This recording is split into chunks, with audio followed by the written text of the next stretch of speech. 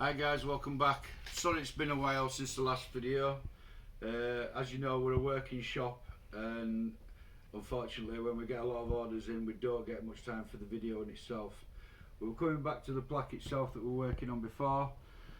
We've got all the fine details out now, or what I think would be any danger spots that we could blow it out with a slightly bigger bit. So we've gone round with this bit and done all the main outlining with it. We've also taken all these little bits out with it. Yes, it does take a little bit longer, but it's also more accurate. The last thing you want to be doing is getting all the way to this stage and taking nicks out of your letters and having to spend hours and hours trying to fix them and waiting for filler to dry as such. So I always tend to go around the smaller bits with this fine blade like this. And then what I actually do is, with my old blades that I don't use no more, that are blunted, I actually grind them down, so you then get a flat tip like that. Now the idea behind this is, one, it saves you buying flat bottom bits, and two, you're also getting double usage out of your blades, because usually when you're routing, as you can see the length there, you usually only route to about that depth anyway, so you're only using the tip of the blade. So the idea behind grinding the rest of this down and using it as a flat bottom bit is so that the blade itself is new up here, it hasn't been used, and it should bray out very very easily because it's still sharp at the top, so you're getting double usage out of your bits. So what I'll do now is we'll now put this bit into the router and then we'll start taking some of the bigger areas around here. As you can see, I've taken any of the sharp edges out or bits that I think may be problems. Like we've got all these little sharp corners here that we've actually taken out, just so that when it comes to this bit, because as you can see, trying to get that in there, you get it to there, and then you're going to end up rounding this area off, and we want it to stay to a nice fine point. So if we take that out, we've got plenty of room to get around these edges there, and then we're not risking taking none of these corners out. So I'll put this blade in now, and then we'll come back and we'll show you how to take the bigger areas out. Right, welcome back guys. I've now got the router bit switched over to the flat bottom bit that we've actually just ground down on the grinding wheel. So now we'll get to taking this out. We'll get straight back onto routing, so you get see a bit of routing this time. So here we go guys.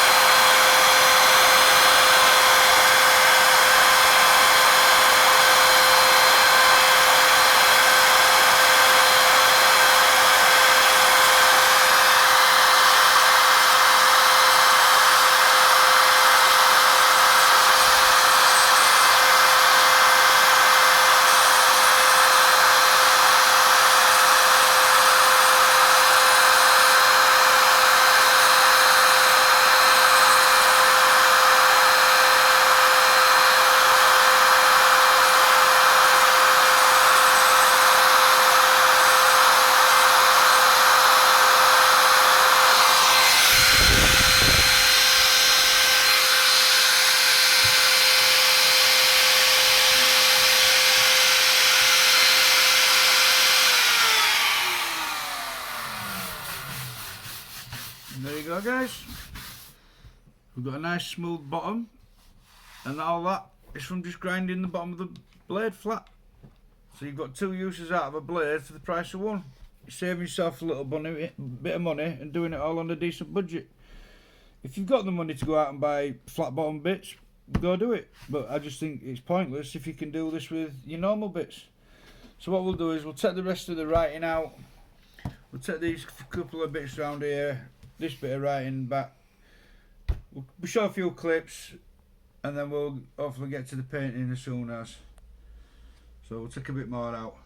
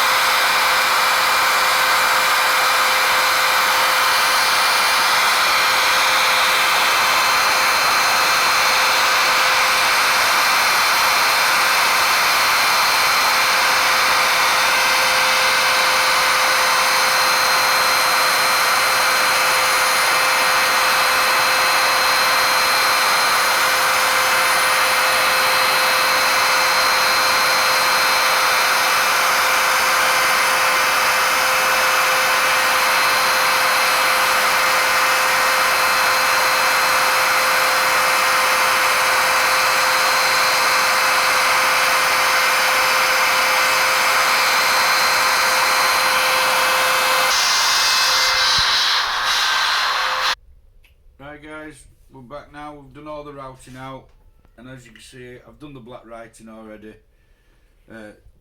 colouring it in as such. We're going to do a little bit of green and a little bit of red. I'm not going to bore you with all the details of painting. You know, everybody knows how to paint.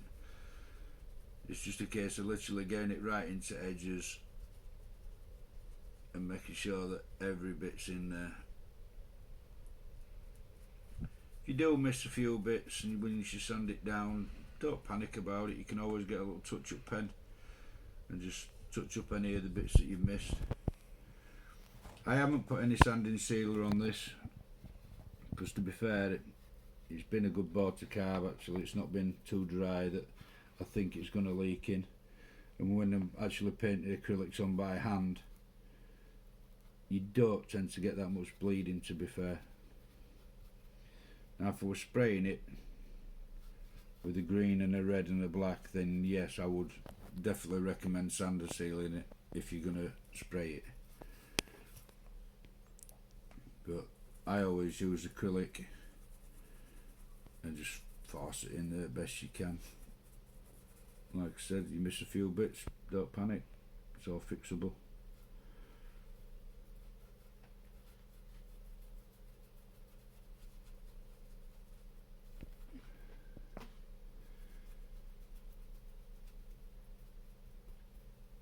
Trust me, I would much sooner be routing than painting. I usually leave this up to my daughter.